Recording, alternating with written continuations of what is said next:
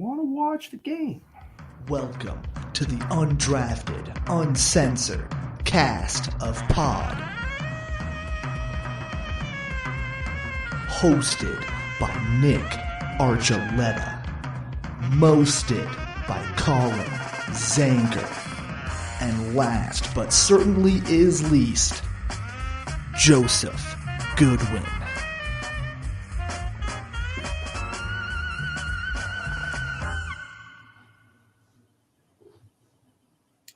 Welcome in, everybody, to the Undrafted Uncensored, a part of the E5280 Sports Network, where Bills have been taking either too much time watching The Electric Company in Sesame Street or not enough because they clearly cannot count to 12. 12? That's And if you don't get that reference, but how many is 4, that? 5, 6, 7, 8, 9, 10.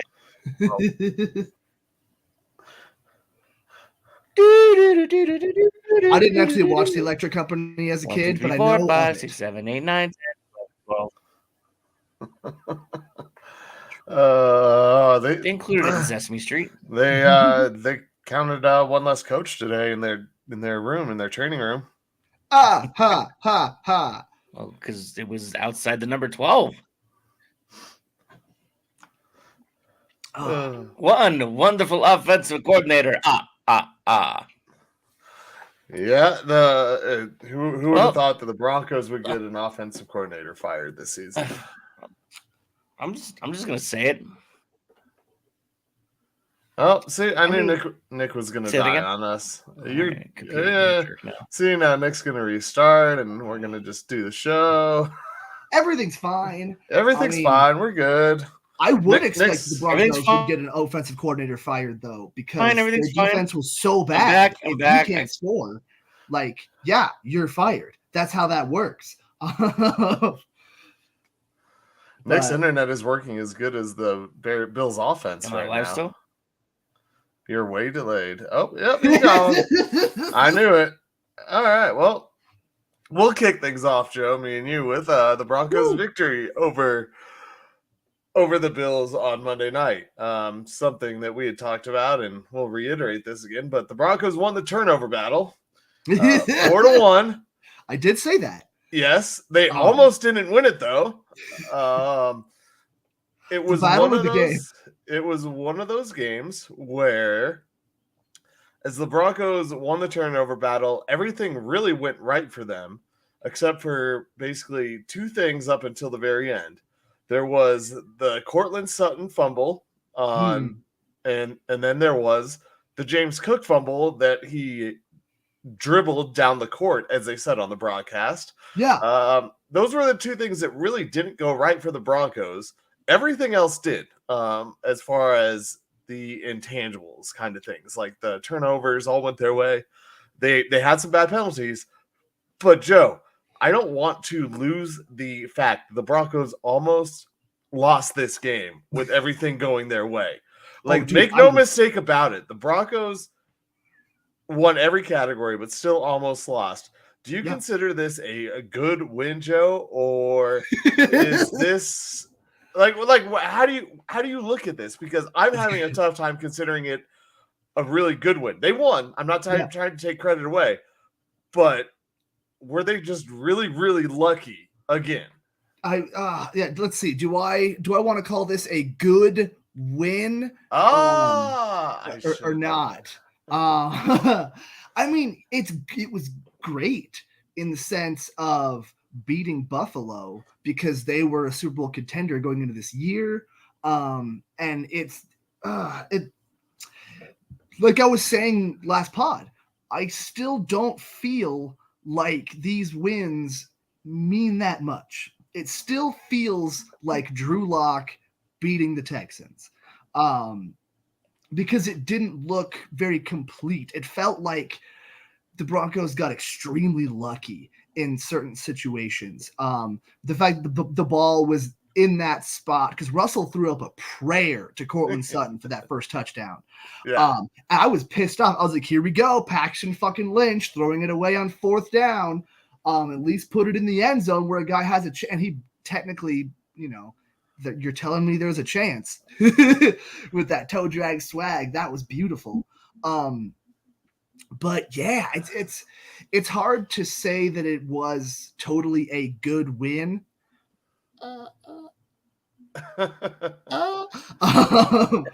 But it's a step in the right direction.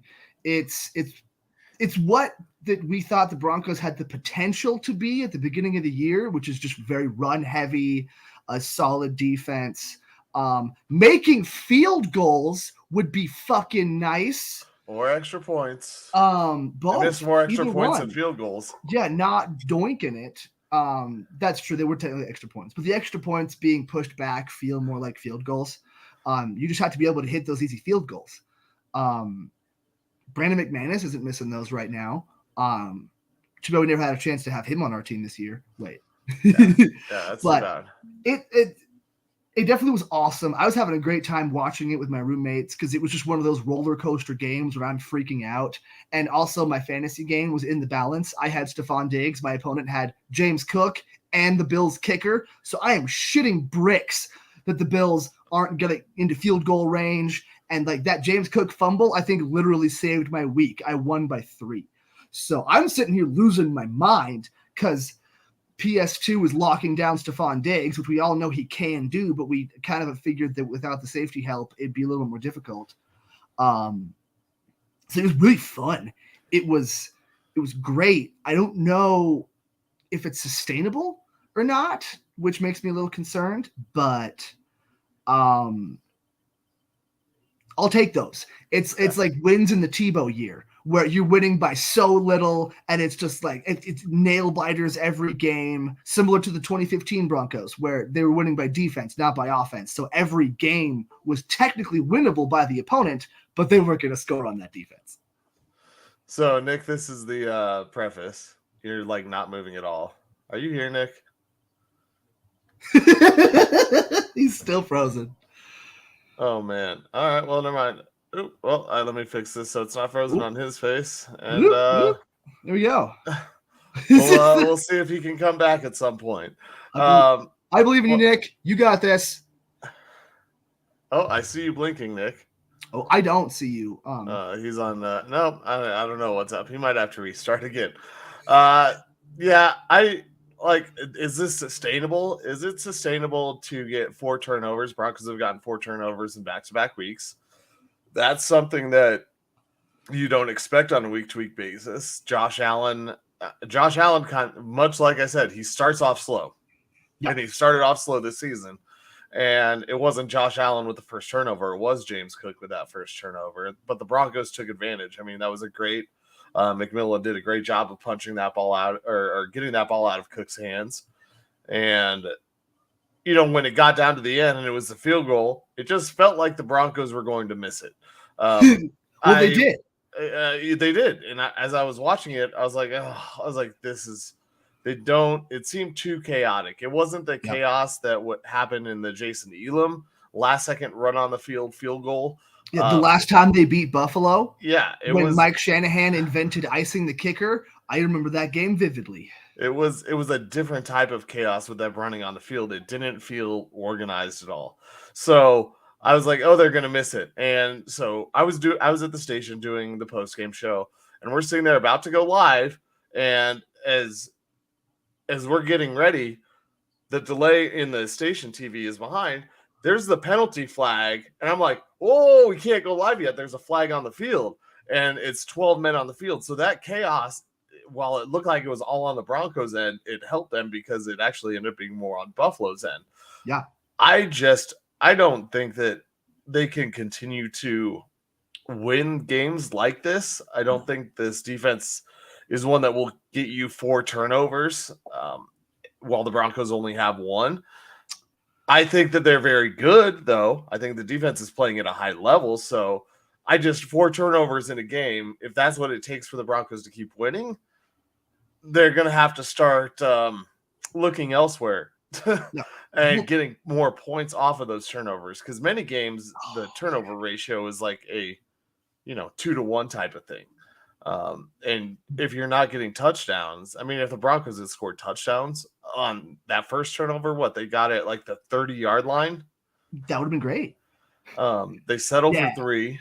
like when you see a 4 turnover game and the team with 4 turnovers scored 24 points, that's a little bit sad, but like they had to overcome constantly getting sacked and constantly having 3rd and long. How many 3rd and longs were there? How many times did Russell Wilson drop back in shotgun, which drives me fucking crazy? I hate seeing Russell Wilson in shotgun. Because he did it too much last year.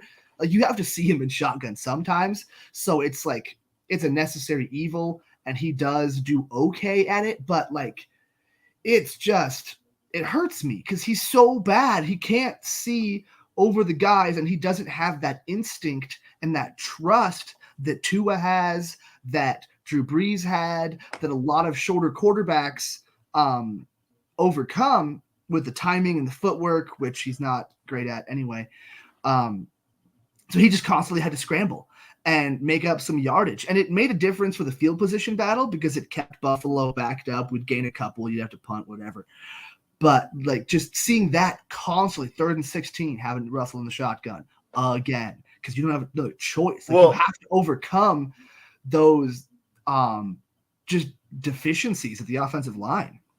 Yeah, I mean, at one point, I want to say it was like 15 third downs.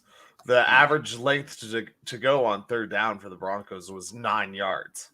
I mean, like I said, this is one of those. I don't know how the Broncos got this victory besides all the bounces going their way, because when your average length to go on 3rd down is, 9 yards, I think they were awful. 3 of like 15 or something at one point.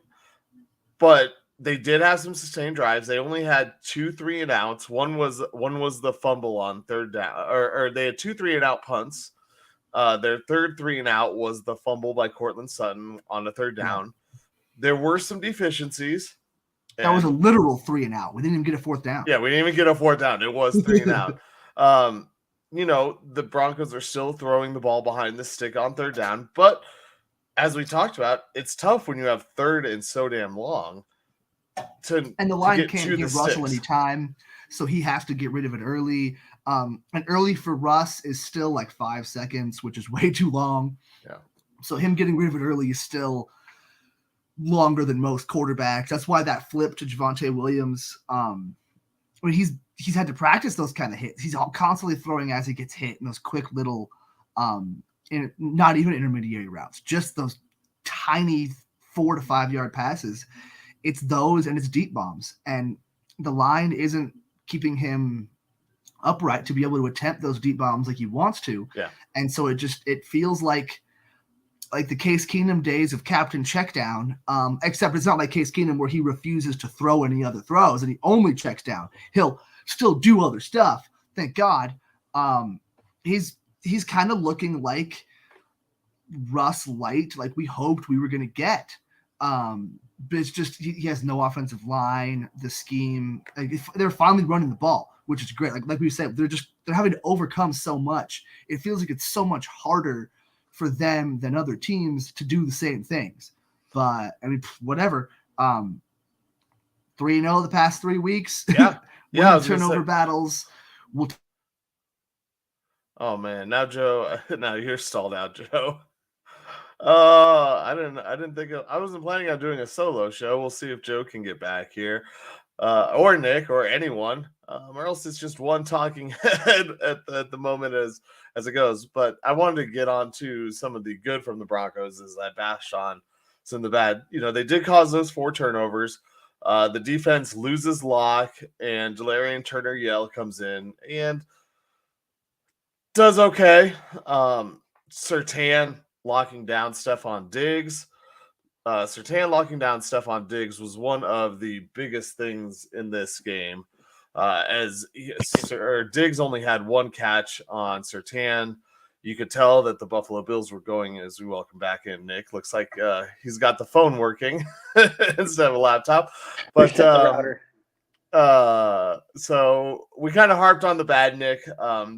Already, just so you know, Joe locked up also. I don't know what's going on with the internet right now, but we harped on the bad where the Broncos, they forced 4 turnovers. They basically won every category you could win and still almost lost the game, but they found a way to win. The penalties were bad. And then I was turning over to the good page, basically. The good page was Russ. Russ was okay. He's still throwing behind some receivers, but no turnovers. He didn't fumble the ball while he was getting sacked. The wide receivers need some help. I don't know what's going on there. But at the end, it's a Jerry Jeudy pass interference call where Russ had enough time to throw the ball up. The offensive line didn't give him a great amount of time, but the offensive line blocked great for the running game. So there are some positives, and the biggest thing you take is this defense is a ball hawking defense. I don't think we can count on them for 4 turnovers a game, but if they can keep doing that, it helps the Broncos stay in games going forward. Yeah, they put enough pressure on Allen to force him to make mistakes, which was great. And like you said, you can't count on him for 4 turnovers every game, but even if you get 2 a game, that's a good start for what started as a very poor defense. It's climbed the ladder beyond mediocre to, I would say, almost above average. Not quite there yet. I'd give them average for now. The line is doing what the line is supposed to do because most of those linemen are meant for run blocking.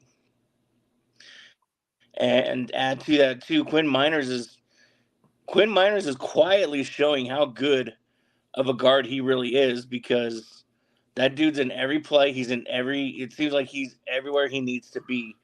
And I love seeing that 77 running out there and just making hits and doing what he needs to do. Yeah, Miners for sure has been the standout on that offensive line. The defensive line, they're getting some pressure. I think they're still over pursuing, but when you said they're average, they are. Now they make some above average plays, that's for sure. But when you looked at what happened in the game, I'm surprised that Surtain doesn't travel with the best receiver. He doesn't travel over the field, because you saw McMillan on Diggs a few times, and that's when they targeted him. I'm surprised the Bills didn't go after it more when it happened, but we saw one lapse in the secondary, and that was Justin Simmons, who I believe he was playing on the other side because this was just after the injury to Locke when Kincaid scored the touchdown. And him and Surtain didn't have the right communication as far as who's taking what guy, because he just left Kincaid wide open. Well, and Turner Yell not be there because Turner Yell looked like this was the first time he'd ever played safety. Oh man, Nick is getting scratchy again too, and now he's frozen. Oh, what is going on, everybody, with the internet? Oh, let's see. Oh, Matt, maybe he's back now. I see him moving slowly. Yeah, you got a little grainy move, but that's all right. All right, I reset my router. I'm doing a speed test now to see where that's at. But like I was saying, I don't know if you caught it. Turner Yell also didn't look like he had ever played safety before either, so that didn't help with, Simmons bit on the route and he didn't continue to follow his guy, which was a problem. But Turner Yell should have been back there. I mean, you're the nickel safety. You're that last line of defense back there. And you're kind of right. He hasn't played safety because the only other time he was in playing was the Dolphins game, where if you want to say he was playing safety, that would be an upgrade over what I would say he was doing. Yeah. But in the end, I mean, the Broncos come away, and you got to expect this is a good, hard-fought victory for them in Buffalo. One I obviously didn't expect. All of America didn't expect. Most of America, like I said, I can't say all. But for the Broncos to come away with this victory, they're still somehow on a 3-game winning streak and last in the division. Which, yeah,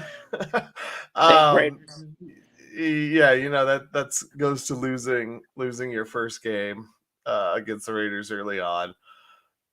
It's one of those things that when the Broncos are sitting at 4th in the division, it feels like they're playing better than than all three of the other teams right now, and that's more of recency bias with Mahomes and his bad game against the Broncos. That's kind of more of what it feels like to me, is that like the Broncos, like I said, they're playing probably the best football in the division, but it's not particularly great football. Besides the defense, like I said, creating those turnovers. Oh man, is Nick gonna freeze again? We're just gonna play the rotating people. Are you there, Nick? Can you guys hear me now? Yeah, I got you, Joe. Maybe Nick. All right. Well, okay, that's good. Because I was mid-sentence and then you cut out, and because you cut out, the entire stream stopped. Yeah, you froze somewhere. I couldn't get back in until just now. But now you're frozen and smiling, and Nick has a sweet Batman shirt. All right, let's see if we got everyone back now. No, it's not the right one. Yeah, everyone's just kind of frozen now. Well, I don't know. Everything is great. I'm moving mine. Nick looks like he's back. Everything is awesome. I think we're all back on now. Everything is cool when you're part of a team. All right, I'll stop.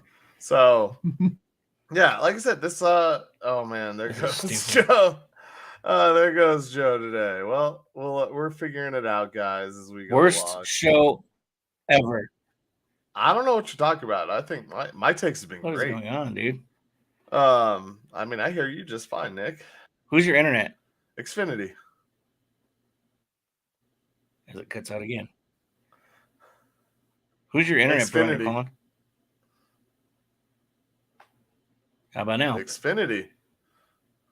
Okay. I hear you just fine. You've asked like 3 times. I wonder who Joe had. And now I wonder Joe has. And now we're losing Nick again. You keep cutting out. I don't know. This is weird. Like, because you're just staring at me, awkwardly smiling. I have no clue what is going on, because now I see you delayed.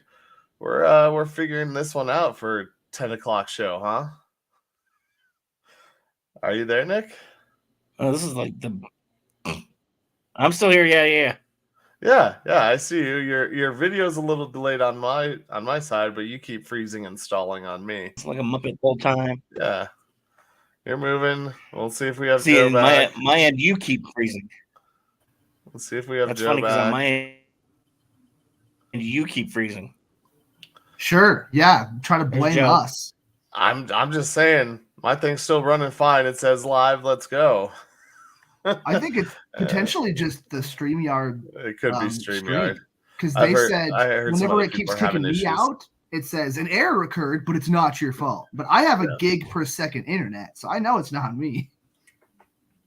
Yeah. Well, hopefully the rest of this guy we can Xfinity. Yeah.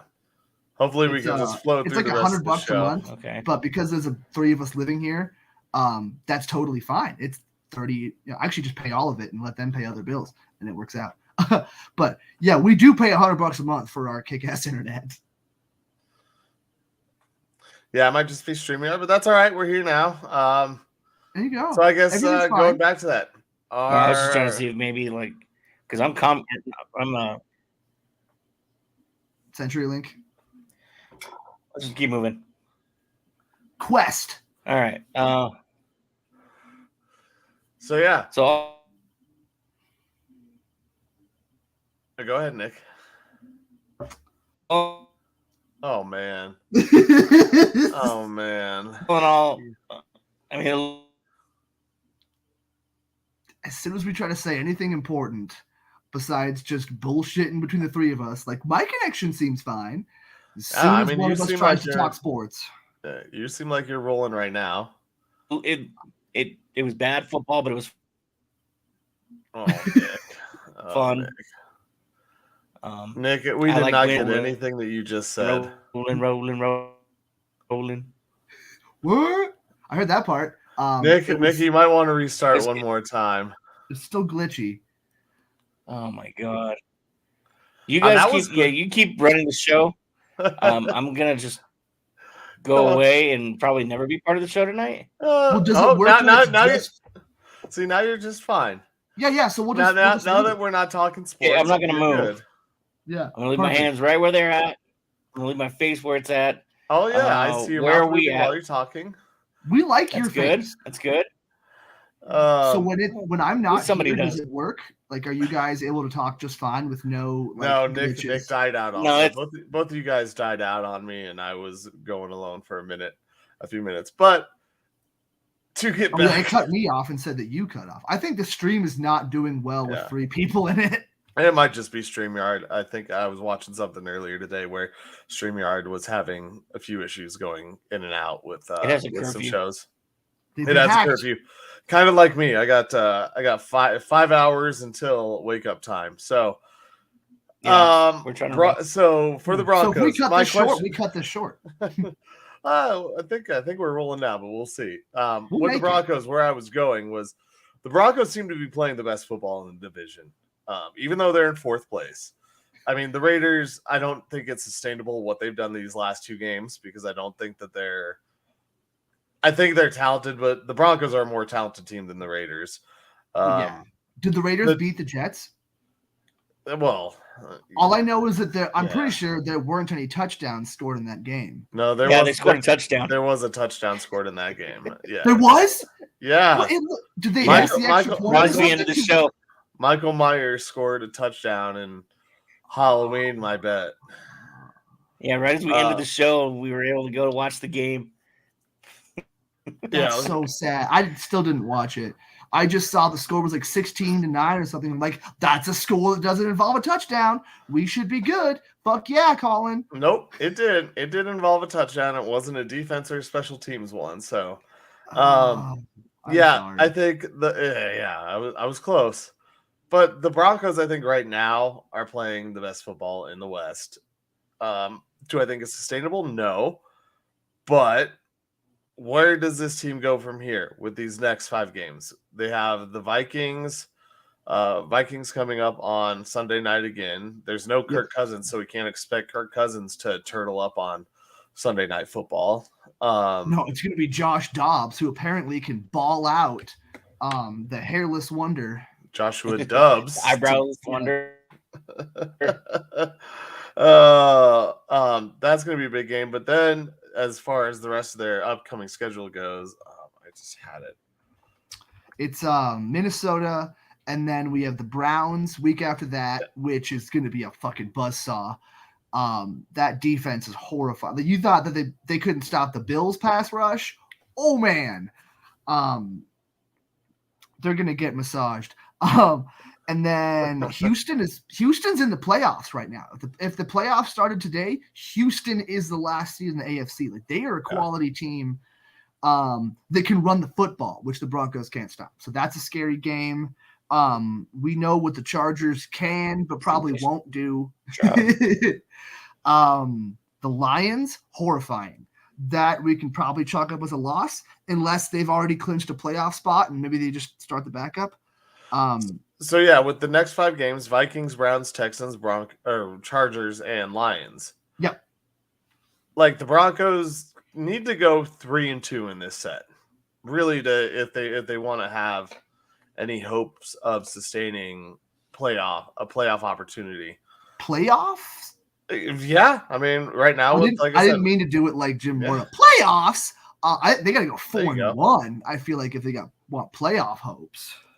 Well, no, it's also taking into account the Chargers schedule and the Raiders schedule. Okay. If they want any hope, and it's also just because of where the standings are in the. If the Broncos go 3-2, they're at 7 wins, 7 losses, at 500, and we know that gives them a chance in the last 2 games, which are against the Chargers and the Raiders, or last 3 games, excuse me, the Raiders, the Chargers, it's New England first, and then it's the Chargers, and then the last game is the Raiders. So if they go 3-2, they're at 7-7, which means that they could, in theory, end up at 9-7 or 9-8 for the season. assuming they would drop one of those last 2 games. I think if the Broncos were to win 3 out of the next 5, they have a chance. But that being said, do the Broncos have a chance of winning 3 out of the next 5? And which 3 of the next 5 would they be? Or do you think that they need to win, like you said, 4? I think they have to win 4. I think the playoffs are going to start tightening up. I think teams are going to start winning. I don't think Houston has a very tough schedule. The other teams, I think, are like Pittsburgh. We're going to look up a playoff picture real quick. I know the Jets are ahead of the Broncos, which feels bad. That potentially won't last long. The Jets are ahead of the Broncos because they beat them. True, but they might have a better No, they're 4-5 also. My tablet won't swipe upward, so they're maybe 4-5. It is my internet. But yeah, no, I mean, Minnesota is one of the more likely ones, even though they're playing hot right now. They lost Alexander Madison most likely for the game. Justin Jefferson may come back, but he'll be rusty. Hawkinson still dealing with a rib injury. But like I feel like they have that moxie. Like they're gonna bring it. That's gonna be a tough game. That's one of the more winnable ones. You're gonna need a miracle to beat the Browns. You're going to need really solid defense to beat the Texans because they're just going to ball out. And they have a good pass rush, too. The rookie that they drafted, right, 1 pick after C.J. Stroud, I forget the kid's name. He's playing well, though, for them. For who? The Chargers is one of the most likely ones to win. And then, I don't see them beating the Lions. I think that's probably has to be the one loss. So you have to find a way to either beat the Lions or beat the Browns, which are 2 definite playoff contenders right now in the respective conference, AFC, NFC. Nick? I think they could beat the Browns. I think the Browns will look past the Broncos. I think the Broncos could beat the Browns. I think the Browns will look past Denver. And I hope Thanksgiving. So. It is Thanksgiving. Do you think if the Broncos go 3-2 on this, they are in the playoff hunt? And who do you feel are the games that they win or games that they lose? You kind of cut out, but I'm assuming they can win 3 out of the next 5. Yeah. Yeah. Do you agree with that? That they could? I don't know if anybody. I gotta look at. It's Oh, sorry, you must not have heard the upcoming schedule. So it's Minnesota, Cleveland. I heard some of it, but I'm just getting frustrated. Minnesota, Cleveland, Houston, Los Angeles Chargers, and the Lions. I mean, the thing is, each of Houston's wins they've squeaked by. I mean, not that Denver hasn't squeaked by themselves, but Houston's been squeaking by in each of their wins. So, I mean, you're going to have 2 teams that are basically rolling the dice on fate, meeting up against each other, and it's just a matter of who rolls the better dice. That's fair. I'm wondering. That came across. No, I heard that. Yeah. I think, okay. The Broncos having to go. Like 3-2 keeps any hopes alive, and that's more hope than I've had all season right now. Yeah. I'm looking at this the way they're playing. I 3 wins. I think it's tough for me to see 3 wins. Joe, you mentioned Minnesota being without Alexander Madison. That'll be interesting to see how that plays out for Minnesota, who's kind of found their groove. They're getting Justin Jefferson back. It's probably not this week, but it could be this week. Which is going to be tough. I don't know how KJ Osborne, the wide receiver for Minnesota, is going to play, which means it's just Jordan Addison right now. Yeah. I would assume he's still out, but we're waiting to find out. And honestly, I think you want the Vikings in the week that Jefferson comes back, because every week past that, he's just going to get better and better. That's a very fair point. And then that too, that with Surtain staying on one side, you really have the opportunity that if it's Jefferson or Addison, you lock up those receivers, because I don't know if their run game is going to come back. I find it difficult to find 3 wins in these next 5 games, because even if the Chargers the Broncos are playing in LA, and we remember what happened last time the Broncos were in LA. There's been good stuff that happened too. I don't think the Broncos have been back to LA since last December. No, I'm just saying like other times. That was bad. And this is it's December in LA. It's not Christmas, but it's December in LA. So it's Christmas in LA. Yeah. Yeah. It's tough, man. So I got the playoff picture pulled up. If we assume that the playoff spot the Broncos get will be the last spot, which is owned by the Texans right now at 5-4. So they have to pass the Texans at 5-4, the Bengals at 5-4, who are out of the playoffs right now. The Colts aren't super scary, 5-5. Buffalo 5-5, Raiders 5-5, the Chargers 4-5, and then the Jets 4-5 ahead of the Broncos at also 4-5. I feel like you're gonna have to go 4-1 with the Bengals and the Bills in that playoff hunt, and the Texans being the one in that spot. Like those are really quality teams. That hopefully Buffalo can continue to skid. The Bengals, that feels really weird, them being out of it, but Pittsburgh and Cleveland have more wins. So, and the Ravens are winning that division. So we could potentially see the entire AFC North in the playoffs. Yeah. We could, but I was going to say, but also that AFC North, I think, is going to start to feast on themselves coming up. They have a lot of games head to head. Mm-hmm.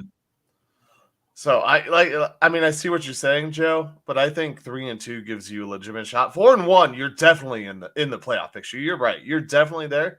Yeah. But I think 3-2 would give the Broncos a shot. And that's hope. That's more hope than we had, because I think I'm resigned after winning 3 straight personally that the Broncos are going to have another middle of the round draft pick. So I guess if you got to get some wins, you got to get some wins. Hopefully, build up some guys' value and then make trades now in the off season, because you're not gonna continue to. You could continue to fumble it away. The Broncos could lose the next 5. Would it shock? It wouldn't shock me if the Broncos lost the next 5 straight.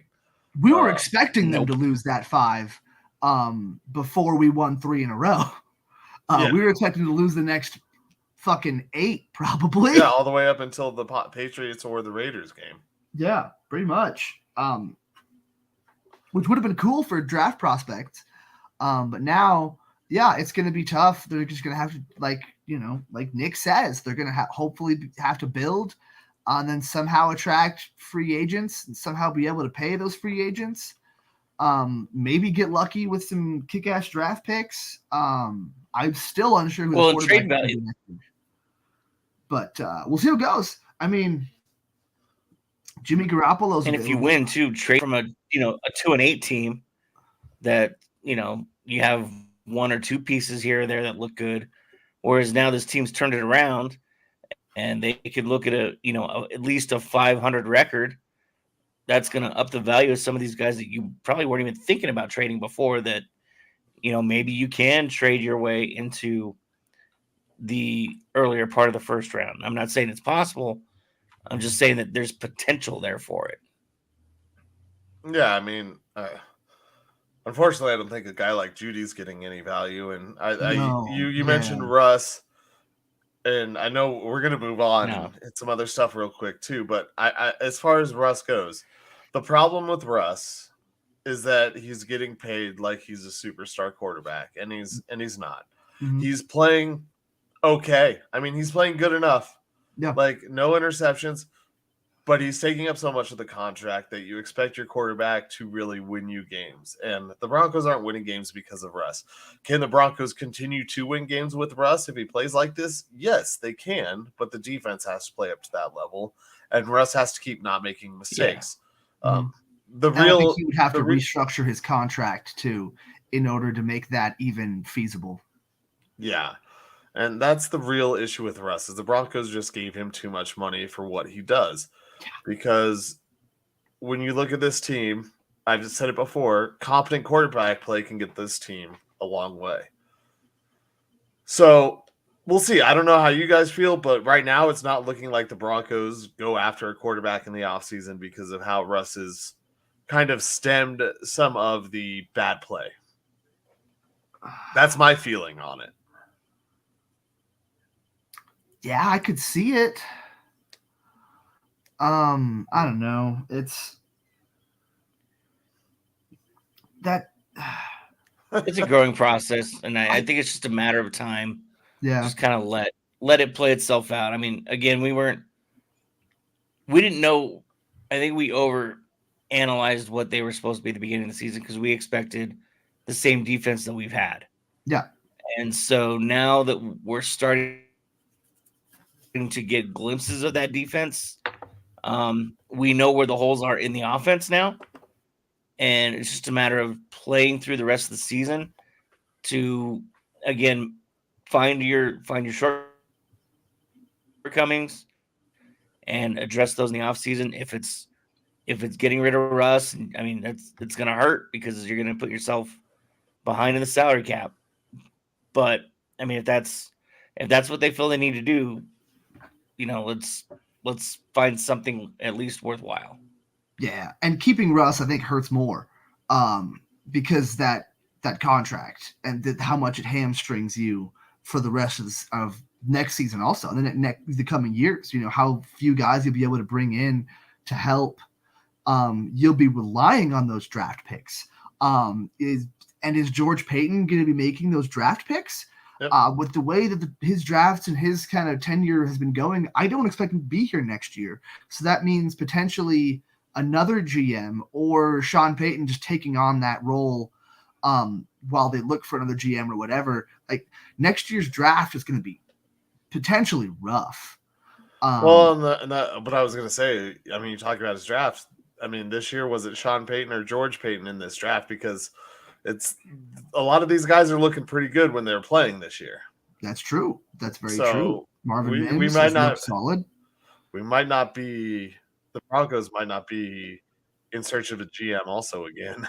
I don't know, because George Payton has done well with some of his picks, and then he's done god awful with other ones. At least there'll be another year of continuity with Sean Payton, where he'll have a better idea of what kind of players that Sean Payton wants. He's not going to take a guy who could have gone undrafted like Montrell Washington with a 5th-round pick. Hopefully, he'll have someone to kind of be the adult in the room and be like, no, let's take someone that we've actually scouted at this level, and we'll find this guy later. It's taken a little bit of time, too, because at first Nick Bonito was one of those potential busts. He's coming on pretty well. We always thought that Baron Browning and Jonathan Cooper were quality low-round draft picks. It's just that you can't rely on those to build your team. Those are just great, kind of perks of the job. Like, oh, hell yeah, we hit on these late-round picks. Yeah. Cool. But it's too bad we can't hit on those intermediary ones that John Elway also always missed on, it seemed like. And then, obviously, Patrick Surtain was a slam dunk. You can't really fuck that one up. But you can if you don't take him. So he gets credit for that. So there is bright spots, but I don't know, man. Like you're saying, Nick, if they have to use some of these players to move up in the first round, the only there goes Joe. And I'd obviously be more okay with trading Simmons than Surtain.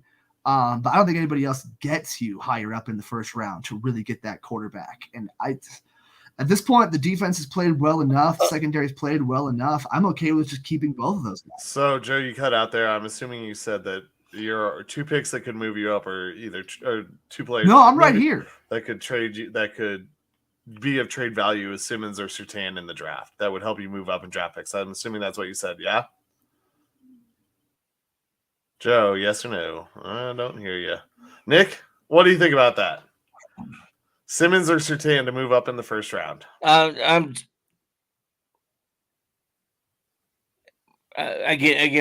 we're basing the value based on what we think the value level is at. We overvalued some of these guys at the trade deadline, or undervalued, depending on who it was. Again, I think a better performance going through the end of the year could increase trade value. And, you stack yourself, I don't want to get rid of them, but let's say you have a package for Simmons and you get a second together. You're not going to get every, I'm not saying get every single draft pick in this year's draft. You can spread them out to the point where you might be able to talk somebody into, dropping that 5 through 9 first rounder. Yeah. Thank you for the love, Haley. Appreciate y'all, everyone listening, watching. We'll see as we're back. But yeah, it could be, it could give you the chance, and you're right. It is where our value is compared to where the Broncos value these guys. Joe's back for now, and we'll try and knock through this. But there's a lot to figure out. I think we'll see how the Broncos respond. They've had 2 big wins recently, and we'll see if they can get another one this next Sunday night, which we'll preview this. we'll preview this game Sunday coming up. Let's some quick hits on some other sports. We have the Avs, who ended up beating the Kraken. So Nick is pretty happy about that, as he was the only one in our pick'em. We'll go over that in victory formation a little bit later to pick the Avs to actually win a game. But the Avs do it in decisive fashion, really, against a team. Was this a statement win for them, or was this just kind of like, all right, Kraken, we're not going to let you push us around. We know it's early in the season, but we'll get up for this game. It's really struggling.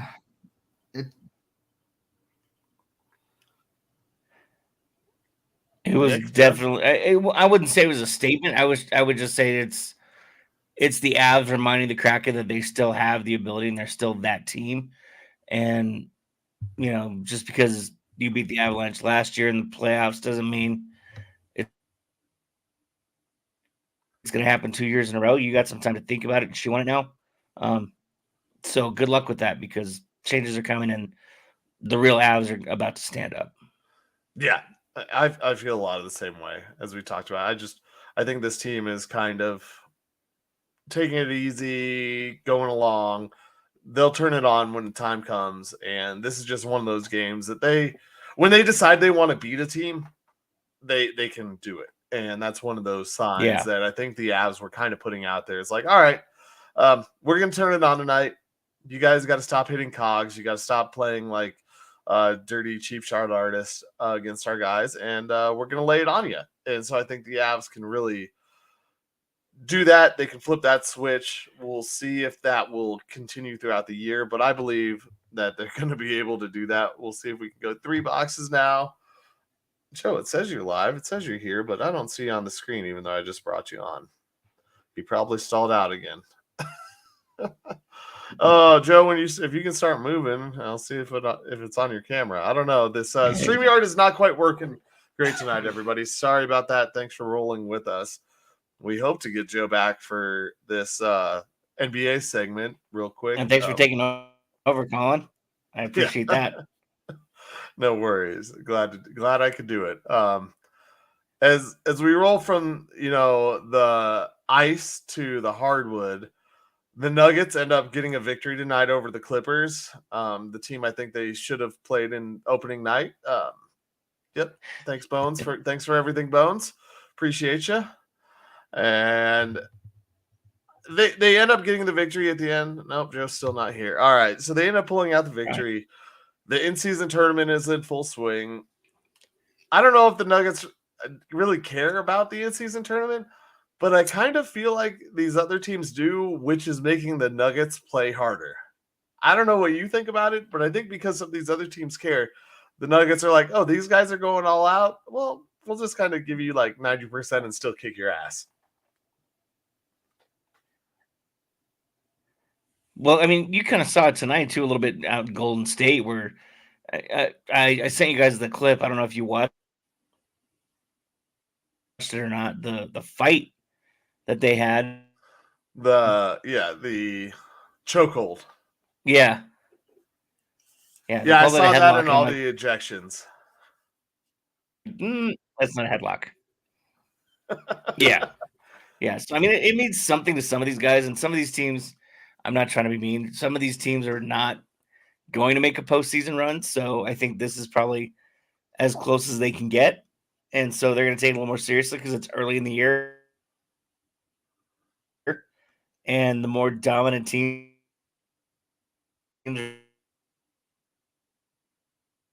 are just kind Are you caught back up, Nick? Oh, you're back, I think. Yeah, I hear you now. There's a little bit in and out. I see you taking a sip of your soda right there. Not a sponsor, so I'm not going to give you the brand name mention. But Nick will, because he's got no shame. Yeah, I think some of these other teams, this is their tournament that they want to win. It gives them a chance to get some I don't know, some views, some fans, some excitement amongst their fan group. I also feel like if you made this mean something, like what if you relegated the loser of the tournament to the G League? Yeah. Yeah, like, make it a little more fun or something. Like give me something, not an extra game for my team if they make the finals. It's I'm still not sold on it. It's regular season NBA play, and I get that the courts are changing, the unis are different, blah blah blah. You're trying to sell me on it, and you're not selling me on it. Yeah, not selling me on it. I think that there are some good foundational ideas for having it. I just think the execution isn't there quite yet. We'll see what happens, but hopefully this does keep eyes on the NBA because I think we a lot of times, and I know I'm guilty of this, like I don't turn to the NBA until well after Christmas and well after New Year's, when the football season is going on. I mean, I'll probably watch the Christmas Day games, but they're really not. They're not high in my priority list to watch, so I don't make it a point to really go out and watch them. But props to the NBA. We're talking about it. Hopefully some more eyes stay on it, and hopefully let's see if we got Joe back all the way. Let's see. Is he back? Just in time for the end of the victory formation, Joe. Oh, not victory formation. So cool. Did I win? We're just wrapping up the NBA and the in-season tournament. The Nuggets, basically, I'll give you a quick recap. I think that it's a good idea. It just hasn't been totally fulfilled in a way that should be. Other teams care a little bit more, and I think that they'll do a better job in the future, but I just it's not right this year. Something isn't quite right, but it is getting some more talk and some more eyes on the NBA at this time of the season. So I don't think the Nuggets care, but I do think it's making some teams play a little bit harder earlier in the season. Joe, how do you feel about it? I mean, sort of. I think it's a stupid idea because what's the point? $500,000 I don't think is enough to motivate the players that much. I think it can work. I think the play-in tournament was a much better idea to shake things up and create more relevant basketball at the end of the season, which is really what was hurting the league, I think, a lot more, because it was just, well, nobody cares. They're just waiting. Oh, man. Right as he's making all of his points. He was so close, too. Close. I'm sure he was so close, too. Well, let's just hit the MLB real quick. 7 major league free agents had their qualifying offers declined. Baseball's in full swing. Rookies of the year were announced. It's what's his name in Baltimore? Why am I blanking on it? Corbin Carroll, obviously from the Diamondbacks, well deserved. And Colby, who's the Oriole? Nick. Nope. Nick's gone too. Nick's gone. Everyone's gone. You know what? We're gonna just. I'm back. Maybe Nick's back, and Nick froze up too. Wow, StreamYard is going great right now. Love it. It's just not. Adley Rushman. Adley Rushman. Yes. Okay. Adley Rushman. I was like, it's not Cody Rushman. Adley Rushman got the Rookie of the Year for the Baltimore Orioles. Corbin Carroll got made in the National League Rookie of the Year. I'm gone for a few minutes, and you guys just start talking about baseball. Yep. You had the last comments on basketball, so we moved on, and unfortunately, thank God, Joe's gone. Short. Now we can talk basketball or baseball. Hey, we kept talking long enough to get you back in. There you go. That was as soon as I think I'm out. I mean, they pulled me back in. You missed the whole Avs talk, so be happy about that also. Well, yeah, that would have been sad. So baseball's heating up. Where will Shohei go? We'll see as the winter meetings, come to take place. Baseball this offseason will be interesting, and it'll be interesting to see what teams do going ahead with the changes that were implemented this year and how I'm interested to see how spring training goes, because a lot of these pitchers weren't ready. Remember what I said? Do you guys remember my call about no hitters in Major League Baseball? No. Yep. I told you that after the All-Star break, that get ready for a whole hell of a lot more of them, because pitchers were going to get used to how everything rolled.